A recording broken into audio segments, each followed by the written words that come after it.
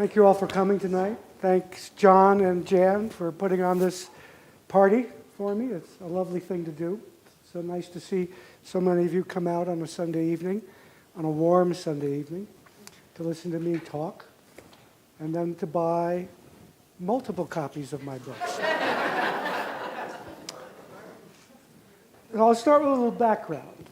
And this is actually the 20th year that I've been a published novelist. My first novel, Tularosa, came out in 1996. And it was at that point that I could actually turn my attention to being a full-time writer, which is not an ordinary thing to do. Most writers struggle and struggle and struggle, even if they have a book or two or three or four out. I was more fortunate. I was able to step aside from my career in criminal justice, which was spent primarily here in Santa Fe in law enforcement and corrections, mental health, probation and parole, working with juvenile delinquents, mentally ill people, and all of that, and start a career as a writer. And I like to say that that 25 years was really an apprenticeship for me to become a writer, because in law enforcement and corrections and in public health and in social work, I amassed a whole career of information that allowed me to start the 12 novels in the crime series that I wrote. So in 2008, the last of those books, Dead or Alive, came out, and that was right at the time when the Great Recession was beginning to hit, and a lot of writers were losing their publishers. They were being just canceled, dropped. I went to my publisher and I said, I'd like to do a prequel about my protagonist in those 12 novels, Kevin Kearney, because throughout the books, I'd been writing about his backstory. I'd been talking a little bit about where he came from and his roots and his family and people in his life that were important to him and some of his experiences. And I said, I'd like to step back from that and I'd like to write a book, a prequel that would explain to the readers what happened to Kevin Kearney upon his return from Vietnam that made him want to become a cop. Because I found that very interesting. As a police officer, I kind of looked at my fellow officers and learned a lot about what had motivated them to become interested in law enforcement. And it had a lot to do with being an A personality and being an adrenaline junkie and being willing to take risks and do a lot of things that most normal people don't do. And I still think that's true today. So my editor said, okay, let's do a one-book prequel. We'll do a one-book contract, and you can write that prequel. And I was greatly relieved because, I was going to have a contract during a time when most writers were being sent off to pasture, if you will, or at least without a publisher of repute. So I started writing this book, and I got about 200 pages into it, and I realized I couldn't possibly do it in one volume. So I went back after showing him about 300 manuscript pages, and I said to this wonderful, wonderful editor and publisher that I had, what do you think about a trilogy? And he jumped on it. He loved it. He said, let's do a trilogy. And so that's how it all began. So I wrote a trilogy about the family of my protagonist in 12 crime novels. And that's breaking new ground. No one's ever done that before. No one has ever written a prequel trilogy. And, I'm very excited the fact that I was able to achieve that, because starting out, it scared the hell out of me. To try to pick up and write about a mythical, fictional family covering 4 generations and over 100 years of history is no easy matter. And certainly, in some ways, for me, it was very, very daunting. Very, very daunting, very, very challenging, and very, very demanding. So I sat down and I wrote Hard Country, Backlands, and The Last Ranch. And it basically consumed me for a good decade, because I was doing research into this long before I was actually writing the book. I wanted everything to be right. I wanted it to be factual. I wanted it to be accurate. I wanted it to be as well told as I could possibly tell the story. So I finished The Last Ranch, which came out in May, I know you're all excited to read it along with all my other books. And I have to tell you this. I have still not written the story about what happened to Kevin Kearney after he came back from Vietnam that made him decide to become a cop. Haven't done it. I wonder what's going to be the next book, right? So I was thinking of turning it into a quartet. But I said, no, we don't want to do that. We'll just make it a trilogy, which is a wonderful thing, and I'll get on to telling the story I wanted to tell almost a decade ago with the next book. So that is it in a nutshell. I've been very, very lucky to be able to write for the last 20 years. I think I'm kind of like an AARP success story, because my first book came out when I was 55, and I'm 75 now, and so I moved from one career to another career, which means it can be done. And looking at all the gray hair in this room, you can do it too. You can all do it too. If you haven't done it yet, you can still do it. So never give up, never give up. So that basically is it in a nutshell. I'm not going to read from the book. I don't think I need to do that, but I'll be certainly glad to entertain a few questions you might have, if you have any at all. A question has emerged from the audience. How long is the last page? How long is it in pages? Yeah. 500 and some. Wasn't it Ernest Hemingway who said, no novel should be over 300? Well, fuck him.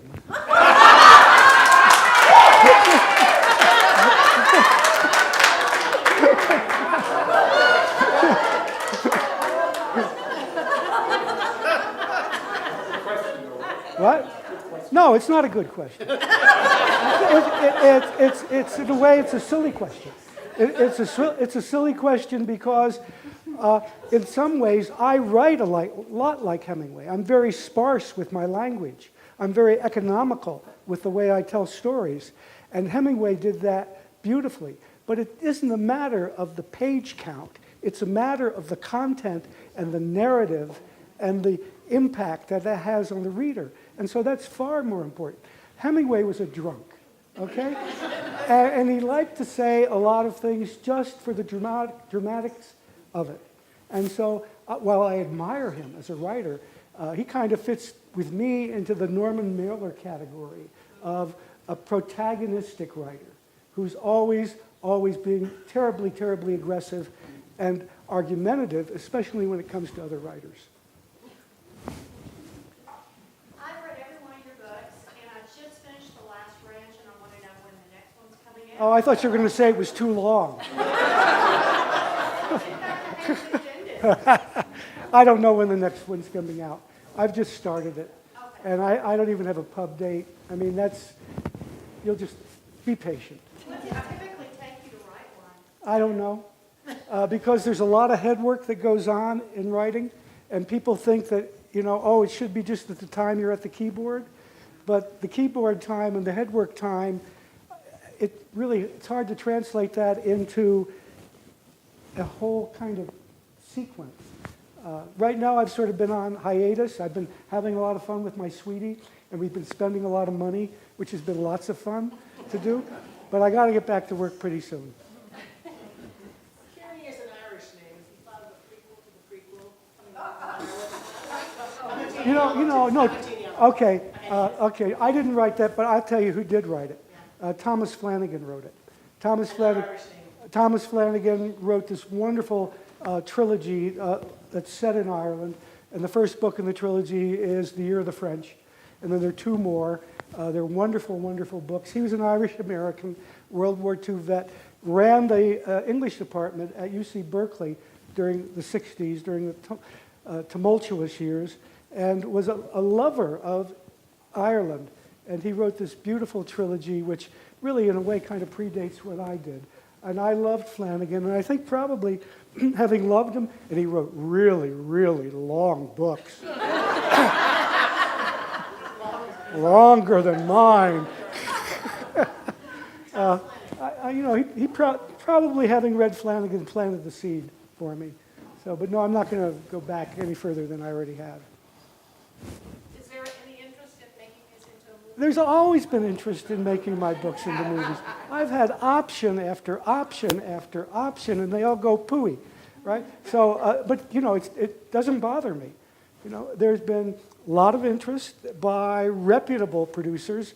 One was an Academy Award producer. Another was a guy who had several major movies under his belt. You know, so the interest is there, but having having something turned into film or even TV, it's about a 1 to 5% ratio between the options that are given and the works that are produced.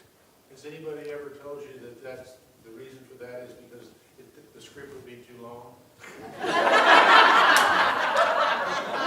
Yeah, and on top of that, Dashiell Hammett was dead and he couldn't write it. I attended the presentation you made at Collected Works when your first book of the trilogy came out paperback. Uh-huh. And your family was all there. And one of the statements you made was a lot of it, what's underlying this trilogy is men who come back from war. And I really, you know, looking at our history from Civil War on and where you were until Tularosa, Yeah. wondered if you would expand on that. Well, I don't know really how to expand on that other than to say I think the point of views that I put into the books pretty accurately reflect how veterans feel upon returning from that horrible, horrific experience. And the other part of it is how the women deal with it, too, because I think there's a point-counterpoint that happens in all three of those books, where it's not only the men who are coping and responding and dealing with the reality of coming home and trying to reintegrate, it's how the women in their lives, how to help them cope with that and deal with that. And my wife had my favorite uncle. It was her uncle, but I took him on as mine. And he was a guy who lived in Albuquerque from the 30s right up almost to the day he died. And he was a World War II vet. And he never talked about it. He talked about it with me because I was a vet. But there was the whole, and still is today, even in spite of everybody being aware of the fact that war is terrible and veterans suffer so, there's still a great reluctance among veterans to talk about their experience. It's a very private affair. Warfare is a very private affair. Michael? Yeah, Amy, what is it? Hi. I didn't realize all of this about you, that you had a criminal justice background and parole and juveniles and criminals. I never told you, Amy. Why didn't you? Well, I'm a private kind of guy. So I would like to know from your perspective with your background and writing these books and this guy who's coming back from war wants to be a cop. What role in your writing and in your life, I guess, does the issue of compassion, both for the perpetrator and for the officer, have in your writing and in your life? Okay. Compassion. All right. There are very few people that are so implicitly evil that you can't find something of value in them.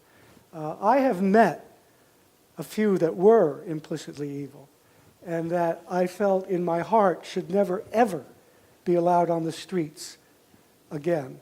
But those are the rare people, I hope. I don't know. It could have changed. I'm a little fearful that maybe it has changed a bit. But with that said, I think you have to see something of value in everybody. And I'll point this out with a character in the book. He's really only one of two characters that proceeds from Hard Country all the way to The Last Ranch. And that's a character by the name of Patrick Kearney, who you meet in Hard Country as a very, very, very dysfunctional young boy who has been through enormous trial and tragedy. And he is, by every stretch of the imagination, a very difficult person to like. And I took a great risk putting him on the page because readers want to like their characters, even the bad guys they want to like. They want to see something in them that they can grab onto and hold on to. So I had this character that stretched through almost 1,600 pages of 3 books, who it wasn't until he came close to the end of his life who started to show compassion, affection, understanding, appreciation, a little bit of love, a little bit of kindness. So I think that's a way of answering your question, that we all can see in most of the people that we meet some kernel that we can hang our hat on and say, all right, that's a redemptive quality. So yeah, compassion for victims, compassion for perpetrators. I'm stunned that we imprison more people in this country than any other Western civilization. I'm stunned that we kill more people with guns in this country than any other civilized Western civilization. I am appalled that we spend so little on what we should be spending to educate and prepare our children, especially in this state. I am amazed that we cannot agree that assault rifles do not belong in the hands of civilians. And I am a gun owner. I am a gun owner. And I have served as a police officer, and I have served in the military. So I think I have some authority here to be able to say those things with a certain amount of belief and conviction. I did a blog about it on my Facebook page, and it brought out all the crazies. Yeah? And they were after me. But the vast majority of people supported me. And even some people who disagreed with me said they really admired my bravery to even raise the point. So I'm willing to raise the point time and time again. Could you tell us a little bit about your research process? It's called making sure you get everything right. Now that's the process, okay? Now the nitty-gritty of it is finding the primary source material, because there's a difference between world history and personal history.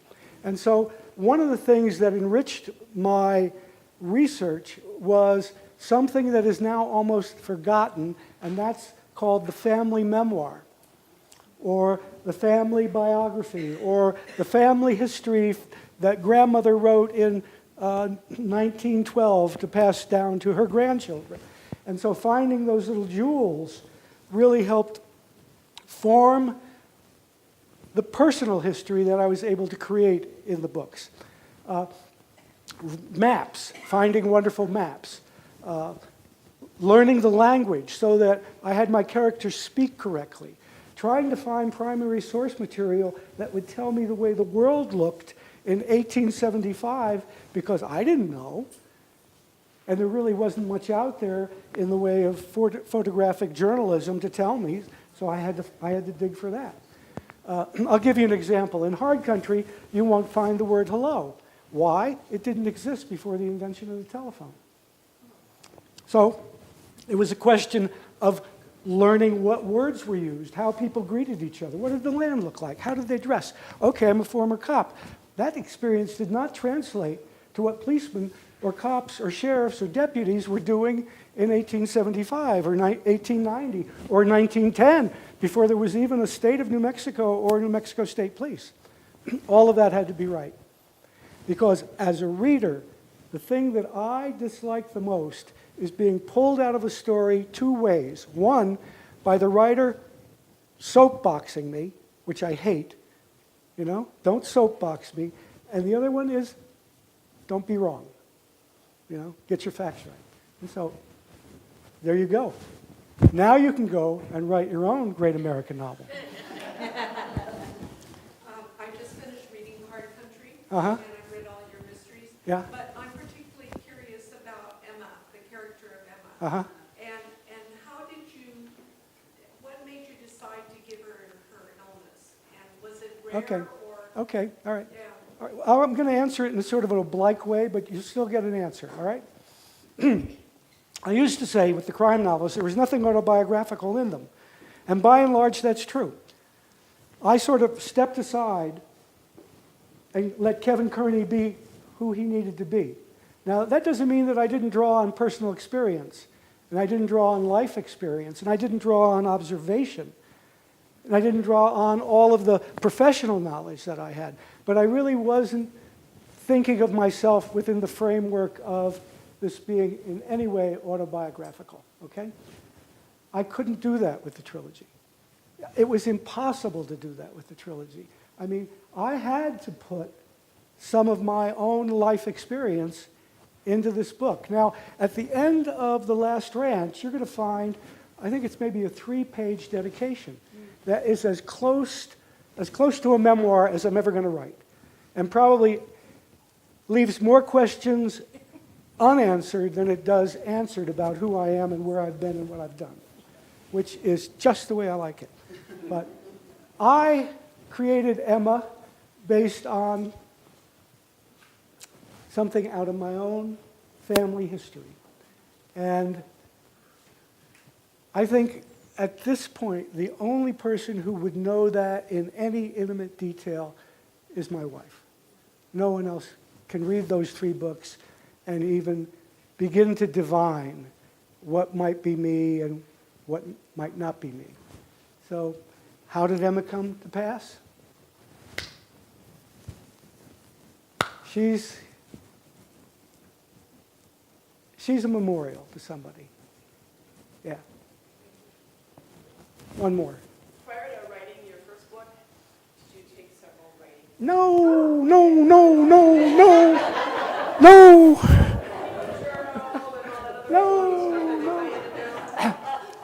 I did at UNM take this was in the 60s, I took a short story course because I needed the credit and I figured it was an easy grade, and it was. You know, and that was it. No, as a matter of fact, I think the first writer's workshop I ever went to, I was the speaker. You know, yeah. So no, I didn't do it. I'll take one more, and then we'll break for food. Oh no. Okay, all right. I want to say I am so knocked out by Michael's authenticity and careful research in his writing. In The Last Ranch, when I said, I called him crying, I was back with my grandmother in the way they actually talk, we actually live. She would say, I reckon we're going to go for a piece. Yeah. You don't hear that now. And, it just, thank you. Well, one of my favorite slogans, one of my favorite phrases from the whole learning the language kind of thing that I did for this book is a phrase that I used, I think I used it twice. I think I used it in Backlands and then again in The Last Ranch, and it's jingle your spurs. And can't you just know what that means? Get along now. Hurry up. Jingle your spurs. Guys, don't say that to your wife when you go home. Not a good idea. Don't do that. Okay? Not even jokingly. Don't do it. All right. Well, I think I've talked enough. I hope you're here to buy books. I like to think that people who come to book signings do that. So I'm going to recruise myself to the corner over there. You guys, we can talk, we can converse, we can eat, we can drink. Let's have a good time, okay? Thank you all for coming. Thank you, John. Thank you, Jan. Thank you, ladies and gentlemen.